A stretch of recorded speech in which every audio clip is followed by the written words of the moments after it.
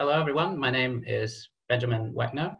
I'm a PhD candidate at the University of Melbourne School of Ecosystem and Forest Science. And for my project, I'm looking at different habitat requirements and habitat features for greater gliders, mainly in the state of Victoria and southeastern Australia. So I'm going to talk a little bit today about the role of climate and tree nutrition on the currents of greater gliders and present two aspects of my research to you. I would also like to acknowledge the traditional owners of the land that this research was conducted on, which is a large area, and I would like to pay my respects to elders past and present. Just a little bit of an introduction. I'm pretty sure most of you guys already have the details on greater gliders. They've been covered in the media quite a bit and of course in scientific literature. So the greater glider is the largest gliding marsupial and is distributed all along the eastern coast down here from temperate Victoria up to tropical Queensland, with populations to be found within mainly closed forest areas within the 3 states.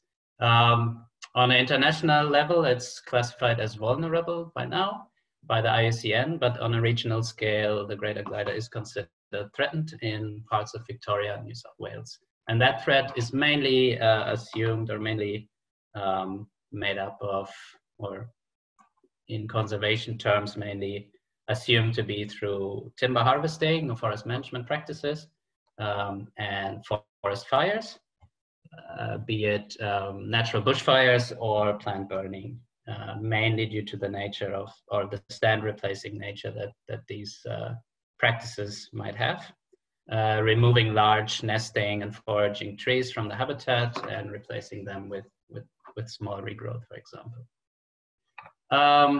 Why the motivation to study greater gliders? Their numbers are in decline, as many of you might know. We probably all know these figures from David Lindenmeyer's studies, both here in the Central Highlands, where in Victoria, where the numbers are drastically declining over time, and also in areas where they're completely disappearing. So we got these local extinctions happening as well as such here in Petauroides National Park. And the interesting thing about this extinction is that at least in Petauroides National Park, we don't find these main assumed threats. So there haven't been any large-scale fires more recently, or at least during this extinction event. And there's also, since it's a national park, no timber harvesting happening there. So there's definitely some things that play a role in greater glider habitat selection that go beyond these threats. And we had a motivation to look into these for our research project. A little bit about habitat requirements for the greater glider to understand a little bit better what drives their habitat selection.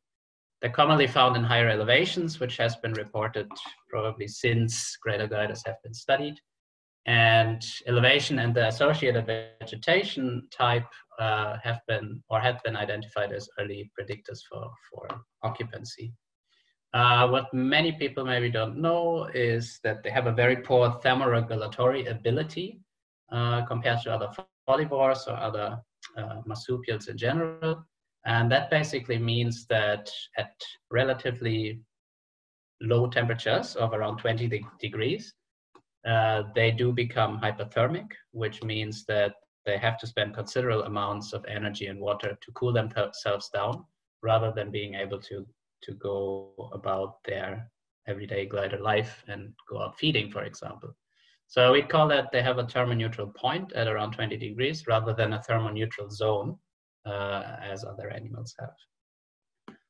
Climate has been identified as a driver in species distribution modeling, a bit more on that later, but also the availability of nutrients and leaf quality has been identified in modeling as a driver of habitat suitability.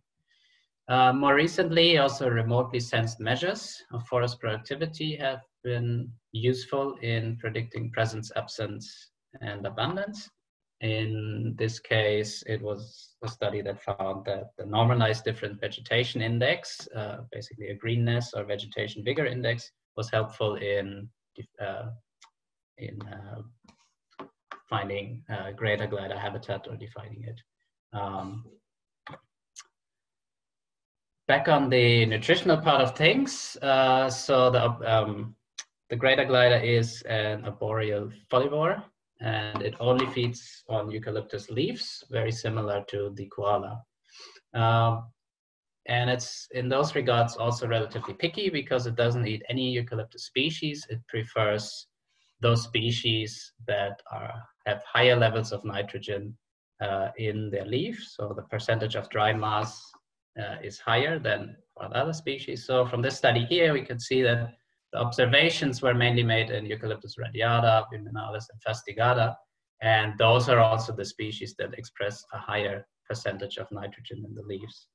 For gliders, nitrogen could be translated into protein, and that means that they receive higher amounts of protein from eucalyptus species that express higher levels of nitrogen. And if you only feed on eucalyptus, which are already very low in nitrogen anyway, you will really have to go for those highly nutritious species to cover all your energy requirements. Little summary on this summary. What we know, numbers are in decline. There are these obvious threats of habitat destruction or conversion to the greater glider, which are really dangerous and are removing greater glider populations or occurrences. They have a strong mature forest dependency, both for nesting and foraging. Only large trees can form hollows, and that is what they need to live in.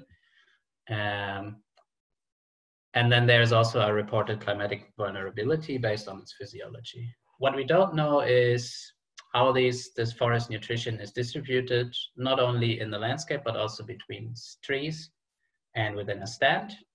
How local climate has developed over time in some of the greater glider sites, and how that might affect the habitat, and how we could integrate this into a reasonable distribution model. So that leads us to the research questions from my project that we will cover in this talk. What are the main climatic determinants of greater glider habitat selection in Southeast Australia, with us being mainly interested in Victoria? What is the role of forest nutrition on greater glider occurrence and abundance in these areas as well? And based on this more recent research, can we use high resolution remote sense imagery to predict and map forest nutrition as a tool of forest management, or to aid conservation and forest management? So the first part I will talk to you about is our research on climatic influences on greater glider. We already touched on the strict eucalyptus diet, so they get most of their protein, or they cover all of their proteins and most of their water, the water uptake from eating eucalyptus leaves. They do have that poor thermoregulatory ability and are found mainly in higher elevations. So you can already assume a sensitivity towards climate or towards higher temperatures. In earlier modeling, or relatively recent modeling here, 2010, with a climate warming scenario, range contractions were assumed for the greater glider, and this was mainly for Queensland here, where climate played a big role in a 3-degree warming scenario until 2050, I think. So our hypothesis is that climatic variables and weather patterns are important predictors for greater glider habitat at the landscape scale, also here in Southeastern Australia. And the aim of our study was to determine the influences of different predictors on their presence and absence. We did that using a large data set of recent greater glider survey efforts to collate a data set of sightings and absences in 3 of their main areas of distributions in Victoria, which is East Gippsland in the far east of the state, the Central Highlands, and the small forest patches, the small forest area of the Strathbogie Ranges. We received this data from our collaborators at the Arthur Rylah Institute, at DELP and Vic Forests, and also collected our own data for another part of my research, which we integrated into this study. And we then, for all these sites, so we collated around, I think, 800 sites and had around 200 present sites in this. For all of these sites, both the present and absent sites, we collected data on the disturbance history, on topography, on lithology of all these stands, and we added a large amount of very high resolution climate data that is based on MODIS satellite imagery, which basically gives us climatic data on temperature, precipitation, and so on for every day from 1980 to, in this case, 2014, but the data set has recently been prolonged until 2020 as well. So really high resolution and a lot of information that we can cover through that. First, we had a look at how climate has developed in these sites, and we especially were interested in minimum temperatures. So those would be temperatures at night, recorded each day at night. And since we know that the greater glider is nocturnal, only comes out of its hollow at nighttime to feed, maybe mate during mating season.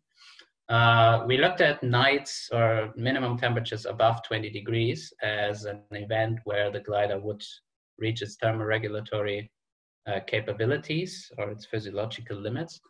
And so we called this a hot night event. And we had just had a look at the cumulative amount of these events over time. And they're definitely on the rise. And the most interesting part of this is that in all our study areas, the increase is kind of similar. And most of the increase happened in the last 5 years of data. So this is only the time between 2009 and 14. And 33%, so 1/3 of all the hot nights have actually happened during the last 5 years. So really a lot of heat events happening during that time. So we already had a good idea about the impacts that climate might have on these sites. But then we put all of our variables or meaningful variables together into a machine learning model. And I will skip ahead just to the outcomes of that model, which are most interesting, I guess. We're using boosted regression tree modeling, which is a machine learning technique. And one of the outputs is a chart of variable importance. So the model will tell us which of our variables that we put in are most meaningful in predicting greater glider presence or absence. Because yeah, we're predicting both the presences, but we also put in a lot of absent sites, which will help us define what makes a site unsuitable for greater gliders. So what we got out of this is basically a list of the percentage of each variable and how meaningful it was. And we can already see from this that climatic variables are really important on the landscape scale. These variables contributed around 65% of total variable importance. So already the first three most important variables here are the AHMI, which is an aridity index, annual heat moisture index that expresses cool and hot and dry or cool and wet conditions on a scale. I'll go into more detail on that a bit later. Number of days with excess precipitation was really important. Number of hot nights was important. So the amount of nights that were too hot for the glider to likely go out of its hollow. And then we had other climatic variables in the model that are related to for example, vegetation moisture or moisture available in the air, which we would have associated with the ability for the glider to reach its water requirements. Just a little bit on model performance. We tested the model with cross-validation and independent validation, and we get around 90% correct presence predictions and 81 correct absence predictions from the testing data that we're using, which is a really good outcome and tells us that this model can be used to predict greater glider occupancy. What we can do next is going from the sites that we're looking at and extrapolating it to the entire landscape. So for each of the variables that we're using, which I've listed down here, we created a rasterized image for our 3 study sites. so that we can predict to each cell of the landscape and compile a habitat distribution model, or habitat suitability model, and see which areas in each landscape are most suitable. We did that for East Gippsland, Central Highlands, and Strathbogie ranges separately. And this is how the prediction looks like with the overlay of the sites that fed our modeling process in each landscape. In East Gippsland, we predict around 198,000 hectares to be climatically suitable.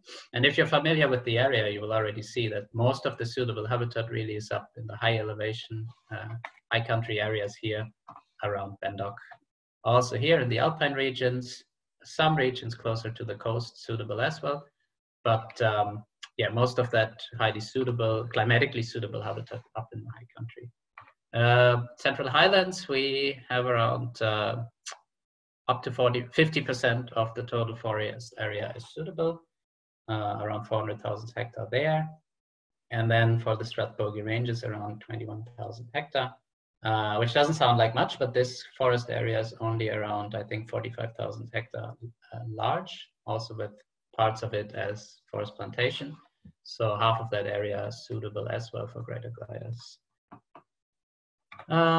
What we can also do with our modeling is have a look at each variable separately to have a look at how these influence the occupancy exactly. So we get these partial dependencies, which basically tell us the thresholds in our data that would make a site suitable or unsuitable. So for example, for AHMI, annual moisture index, which is on a scale from 0 to 50, 60, something like that, where medium values would be associated with cooler and wetter conditions.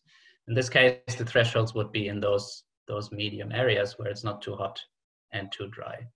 We need at least 100 occasions of rain events, rain days with excess rain per decade. And we need less than 50 of these hot nights, which is really low per decade as well, based on our data. We can then take these threshold areas only, so only single variables, and see how they've changed over time because we have this really high resolution climatic data. So if we look at areas in East Gippsland here in the 1980s where we met these conditions of less than 50 hot nights per decade, we can see that 85% of the whole area was still suitable back in the 80s based on this, this variable. And if we overlay observations from that time, these are observations from the Victorian Biodiversity Atlas, we can see that greater glider observations were relatively widespread. They're still kind of up in the high country, but you could find greater gliders pretty much all over the landscape. Take that to today, looking at the same threshold, only 9% of that area remains. So only 9% here, this dark, which I marked as dark green, meets that hot night threshold. And if we overlay our observations for this study, we can also see that there seems to have been a real retraction to these climatic refugia of greater glider observations, and we only have spares of the observations outside these high country regions. Bit of good news as well, maybe. We can also have a look at how this most important variable, the heat moisture index, has developed over time. And while most of our study regions or parts of the study regions in Central Highlands and Strathbogie got mainly drier and hotter over time, we do see a trend of developing cooler and wetter climates in the East Gippsland study region. So negative change in this case, the blue areas would be associated with a change in AHMI towards cooler and wetter climates. And we observed this especially in high country regions out here. So a possible formation of climatic refugia that will be, in our opinion, really important for the conservation of the species in the future. We do have observations down here, for example, as well, but all these areas have become hotter and drier over time. So associated with a positive change in AHMI, that means hotter and drier conditions. We have a little bit of a look on how the glider is currently protected, and have a look at how that matches with the climatic suitability. This is just a little look at if our data match the general observations of gliders being seen in higher elevation, and we can see that that is mainly also true in our study sites. So 75% of all observations in East Gippsland were made above 750 meters. In the Central Highlands, it was a bit more distributed, but there we also have much more climatically suitable habitats. So around 50% of the observations were made above 500. Around 40% were made between 250 and 500, and most of the observations in the Strathbogies were made between 500 and 700 meters. So this does match the general trend of observing greater gliders in higher elevation too. We can also have a look at how the current protected area network captures these climatically suitable areas.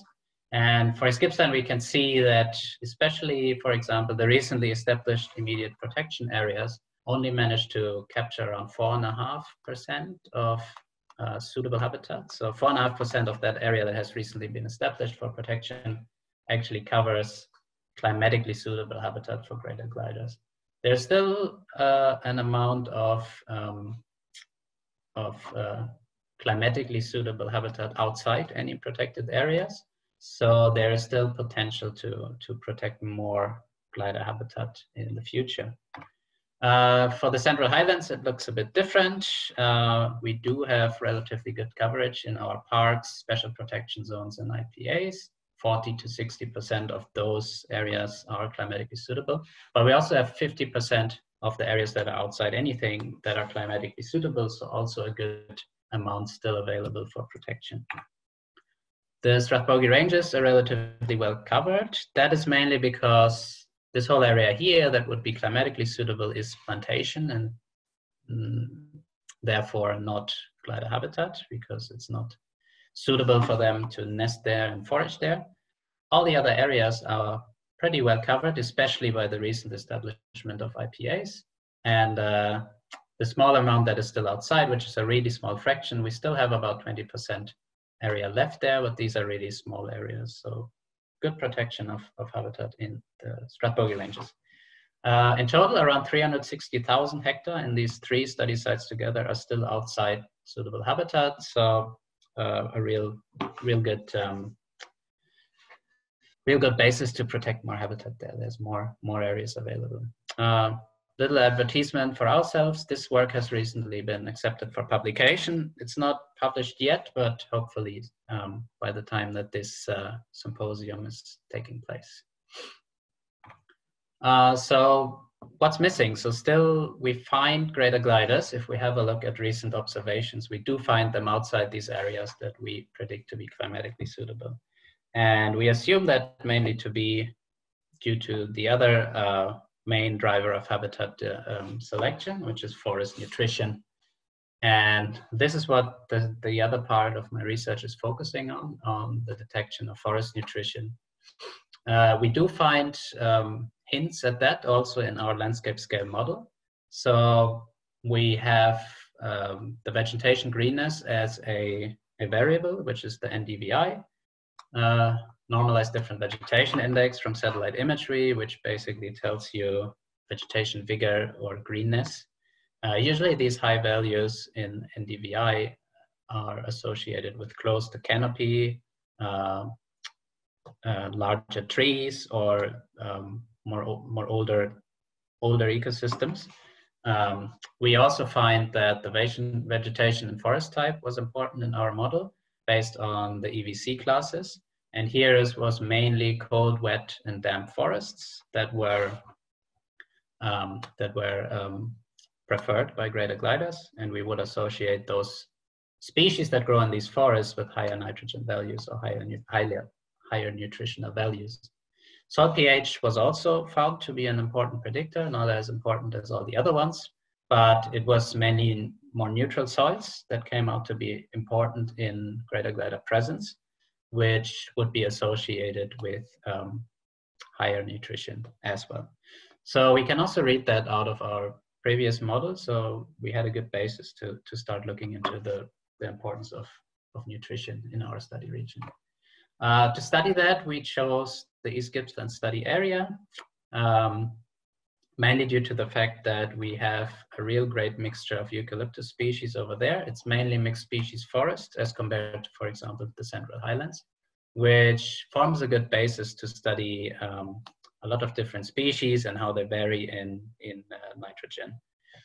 So we established 30 study sites between sort of Orbost and Bendock to cover the whole elevational gradient, and through that, a large amount of different forest types. So down here, closer to the coast, it was more on the dry end, of course. We had a lot of Eucalyptus saberi, boxes, and ironbarks. Moving up in elevation, we get Eucalyptus obliqua forests and things like that. And up here in the high country, we move into the Viminales, Fastigata, and Delicatensis forests. So high country forests, tall forests, close, wet and damp. So those kind of forests that we expect to be climatically suitable based on our models, but that would also be known to be highly nutritious. In each of these 30 plots, we did a whole bunch of measurements. We collected structural data, measured all the trees at a target diameter, so the dominant trees in the area, which would be considered either foraging or nesting trees in greater glider sites. We collected leaf samples of 5 of these trees, 1 per quarter of the plot and 1 sampled randomly.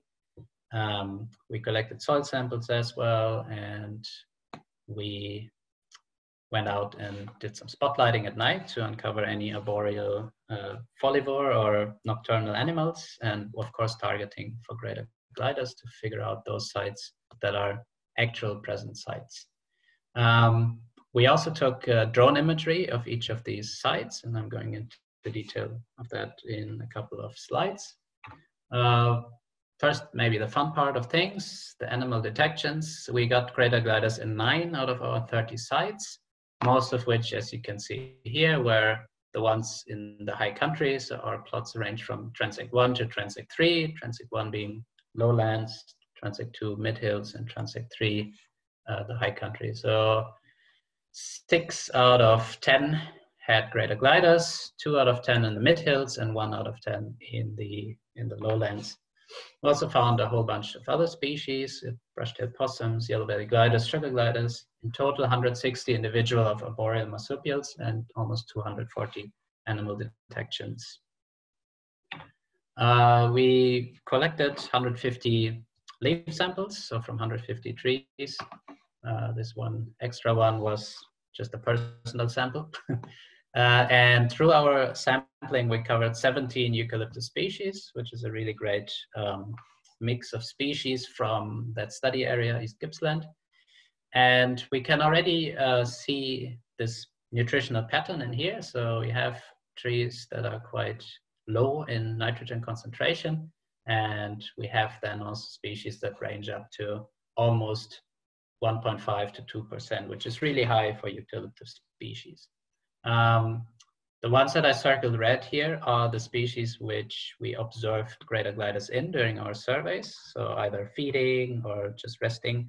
Most of them are just looking at you and don't do anything while you do spotlighting.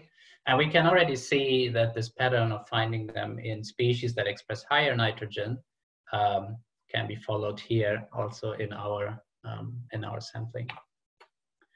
The next part, or the next fun part of our study, was trying to predict foliar nitrogen using multispectral imagery. So we used a multicopter drone to capture relatively small scales of our plots, so around 20 hectare around each plot center of aerial imagery, using a DJI drone that we've modified to carry a multispectral sensor. So rather than a photo camera that would have a red, green, and blue band combined, this sensor allows us to capture the 3 visible bands and then a red edge and a near infrared light, so beyond visible light, band separately. And the reason for that is that mainly within the starting of the near infrared reflectance, the spectral signature of species varies quite a lot. So in this case, it's just an example that in healthy, you can really distinguish healthy and unhealthy vegetation due to the reflectance in near infrared. But that is also the case, for example, for chlorophyll absorption. So within the near infrared and then going beyond that, the reflectance varies between species and can help us in distinguishing, for example, the nutritional value of these species. So that was the idea behind capturing this imagery, which was really high resolution, so tree scale imagery. So we had these 3 bands, visible bands, red, green, and blue, and 2 beyond visible bands, red edge and near infrared. We had this reflectance data. So for some of you guys who might be interested in the drone part of things, we used a 90-80 overlap, which means 90% towards the front image, 80% towards the side. Flew at a maximum altitude of 120 meters, which resulted in a ground sampling distance of 5 centimeters. So each pixel in these images is 5 centimeters large, so that is mostly even smaller than the size of a leaf. Out of these 5 bands, we were able to develop further variables that might help us in predicting forest nutrition. And this is mainly vegetation indices. So indices like the NDVI that I've already mentioned here in this case, which expresses vegetation vigor or greenness, but also other indices such as the normalized different water index, which is more of a remotely sensing tool for detecting water content. And we developed 15 of these indices that matched our 5 bands. And if you're interested in that, I'm happy to answer any questions after the talk. I'm gonna just keep it at this for now. The last data product that we can derive from the drone is 3D point clouds that are a byproduct of stitching these images together. And basically what they are is a 3D model of your forest, which is really great because you can get an idea of forest structure and especially forest height. So we can use these point clouds and develop them into what we call a canopy height model, a 2D rasterized image of the forest canopy, which tells us the height of each of these areas above the ground, which then helped us in, for example, masking our predictions later on to remove the things that we were not confident to predict to, like this fire break, for example, in this part of the forest. Then we had to extract the data for all our trees. So each of the trees in our plot that we sampled, we logged with a GPS so that we can find them in the imagery. Parts of these were also manually, automatically detected with this point cloud imagery using watershed algorithms, but some of them did not work that well, mainly because of the funny crown shape of many eucalypts. So we had to do some manual delineation there too. For each of these trees, we extracted all the pixels. We applied a mask using the NDVI to remove any branches or any soil that shines through the canopy from the ground so that we only look at our leaf areas. We sampled 100 pixels out of these, made an average for each trees, and then removed intercorrelated variables. We fed that all into a random forest model, another machine learning technique, to predict the nitrogen values of these single trees. And that worked out really well. So this is our nitrogen prediction on tree level, each of our 150 trees. And using cross-validation, we reach an R-square of 0.79, so almost 80% of variability within our data can be explained by the model, which is really encouraging. If we put that on a plot average base, so if we average the trees that we've measured and the predicted trees, we get that performance up even more, reaching an R-square of 0.9. So if we average our 5 trees together to have an idea of plot sort of nutrition or nutrient availability, we get a really good relationship between our predicted and measured values. You can also see in this graph that here in green are our lowland plots. They're all relatively low in nitrogen. And as we move up in elevation, here in orange mid-hills, relatively medium nitrogen values, and our high countrysides were most nutritious. just a little bit on the indices that were important. We made full use of all of our bands, so I marked them here in different colors. And each of the indices uses, of course, a combination of different bands. So a really important band was the difference between near-infrared and green imagery. And given that near-infrared is one of the most important predictors for multispectral nitrogen predictions, because its association with the chlorophyll absorption, that is a results that we would have expected. And we can see the near-infrared band part of many of the predictors that we're using, as well as, for example, the red edge band or the red band as well. What we can do next is take this on the plot level. So because we were also interested in mapping foraging habitat and not only being able to predict on a tree level or on an average tree level what nitrogen levels we're observing, but we also wanted to see if we can use this as a predictive tool to predict foraging habitat or make some assumptions about why we see gliders in some areas and others are void of gliders, even though they're, for example, climatically suitable. So we built a classified model which classifies the area into the presence or the absence of nutritious habitat, what we call foraging habitat. And we chose a threshold of 1% nitrogen because that's a threshold that you would find more commonly reported in literature. So anything that is below 1% nitrogen as a fraction of the dry mass is usually considered unsuitable as for labor habitat. So this is the site that you've seen, which I used as an example before. Here's the big fire break. So we classified everything, what you see in yellow, as non-habitat, because those would be either too small trees to be a habitat tree, or they would be bare ground or like gaps in the forest. And in this case also the fire break, excuse me. Anything that is dark green is associated with non-foraging habitat, so nitrogen values below 1%, and everything in light green or green, here are those foraging habitat areas. And just as a little visual comparison, because this is still ongoing research and we're still doing some analysis on this.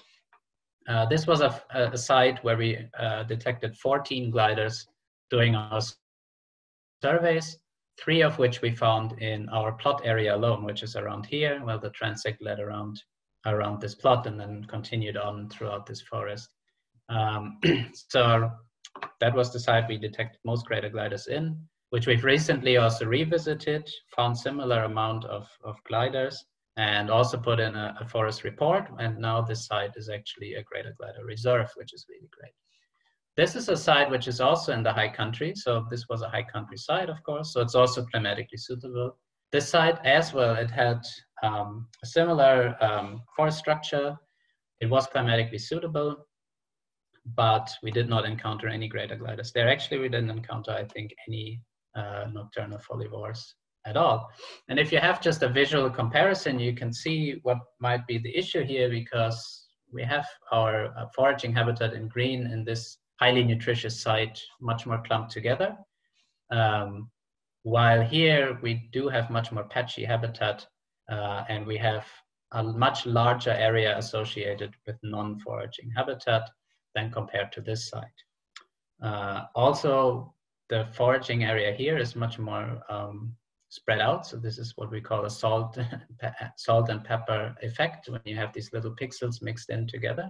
While here it's much more, the cover is much more given, especially in the plot area here, where it's kind of reversed, where you have this salt and pepper effect with small areas of non-habitat or small pixels, but most of it, small areas of non-foraging habitat, but most areas being foraging habitat. That said, though, we also found greater gliders in a lowland site, which looks like this. So a lot of area is non-habitat at all because the forest is much less dense. And then also large areas are non-foraging habitat. This would be 1 or 2 trees that stand together, which we classify as non-foraging habitat. Nevertheless, we did find 2 greater gliders on this transect. And we do find nutritious habitat here, and we did find some of the preferred tree species. I think it was Cypelocarpa that grew here in the lowlands. Now this site is not climatically suitable based on our previous model. It is quite dry and it is low in nutrition if you average the plots. So there's definitely still some room for analysis here. In our case, we think that, so this site was a gully site. So it was associated with a bit more wetter conditions. It's really close to the coast, and it might have just cooler conditions coming in from coastal winds that cannot be picked up by our climatic model, for example. Nevertheless, the whole area, and this is southwest of Orbost, is known to have greater gliders in them, but we predict these sites to be not climatically suitable and getting hotter and drier over time. And we would expect these to be more of a sort of habitat trap, unfortunately, where greater gliders do persist and are still present over time because of suitable areas in the past, or suitable conditions in the past. But since the conditions there become hotter and drier over time, we might assume that these would be the areas where greater gliders might disappear from earlier than other areas if climate change persists. Just to wrap up, and a little bit of a take-home message to wrap up a long talk. Aridity and extreme weather were very important in our modeling of greater glider habitat suitability. Throughout our 3 study sites, we found around 620,000 hectares climatically suitable for greater gliders, which is a big area if you consider their small home ranges of 4 hectares. All the climatic modeling variables experience changes over time, and we've illustrated that looking at the hot night variable, which was one of the most severely affected. But we also find refugia that were formed in high elevation, especially there in East Gippsland. And these are really important for protection for the species, in our opinion. But as I also showed, that there's still a lot of potential for protecting more habitat. Forest nutrition also really important. We were able to predict forest canopy nitrogen using multispectral imagery and also foraging area. And we can see a general trend that there were more greater gliders present, or greater gliders present in general, where there's more foraging habitat and more connected foraging areas available. With that, I will leave you with this information. I would like to also acknowledge our project partners again, and my supervisors, Craig Nitschke and Patrick Baker from the School of Ecosystem and Forest Science, our partners at the Arthur Rylah Institute, DELP and Vic Forests, and also the funding agency that funded part of this research, the Foundation for National Parks and Wildlife, the Royal Zoological Society of New South Wales, and the Wetton Hall Environment Trust. And yeah, thank you for your attention. I'm looking forward to answer any questions that you have during the actual symposium or the keynote. And that's it.